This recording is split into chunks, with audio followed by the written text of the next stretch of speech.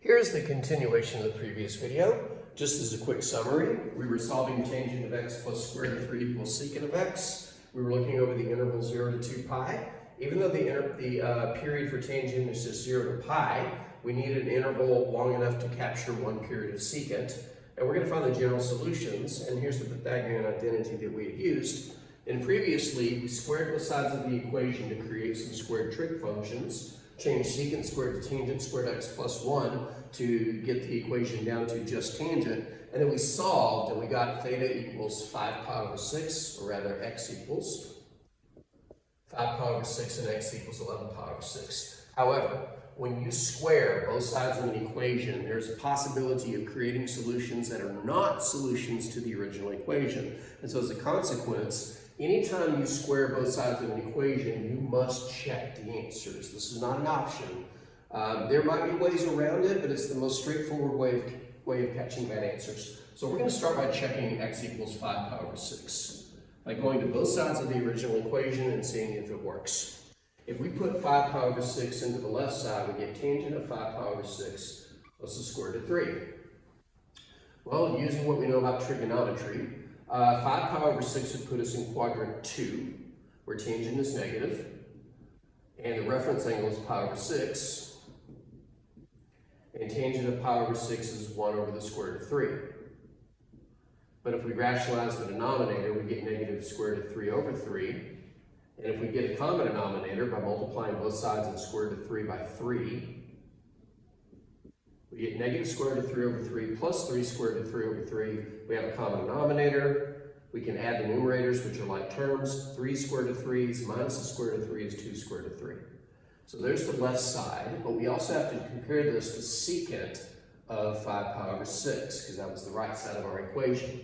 Let's think of this in terms of cosine. This is equal to 1 over, and I suppose I needed equal signs all the way down here. And over here, secant is 1 over cosine of 5 pi over 6.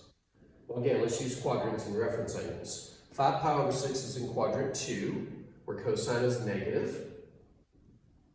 And the reference angle for 5 pi over 6 is pi over 6. I can already tell this is not going to work, because being an acute angle, cosine of pi over 6 is positive. This will make it negative, and it's going to come out to be negative. But let's just go ahead and finish it. All right, cosine of pi over 6 is square root of 3 over 2. No.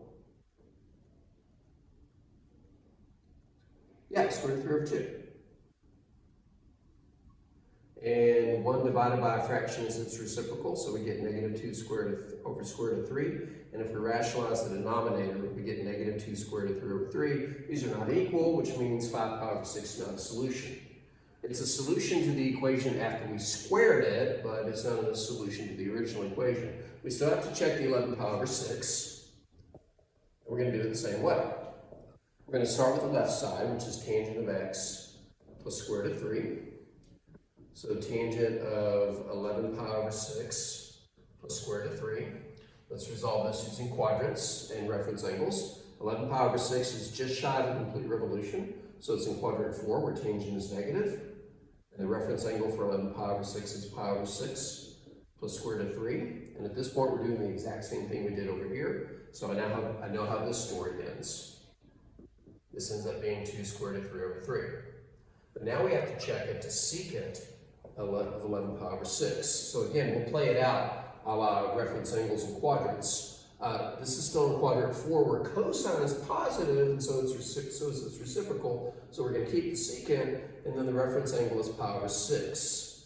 Well, I know how this is going to turn out, because when I did it over here, well, let's go ahead and do the next move. This is 1 over cosine of pi over 6. I know how this is going to turn out, because it's going to turn out the same way as this, except without the negative, so it's going to come out positive. And it does check. Both sides are the same.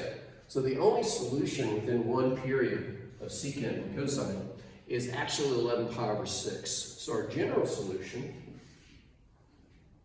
or general solutions I should say, we take the 11 pi over 6 and we add our period multiplier. Now we are talking about tangent and secant. Since secant has a period of 2 pi, that's the larger of the two periods. So we'll use 2 pi n, where n is an element of the integers. So sneaky equation because not only the squaring factor, but also the fact that we had to check both solutions, one of which ended up working, one of which did not.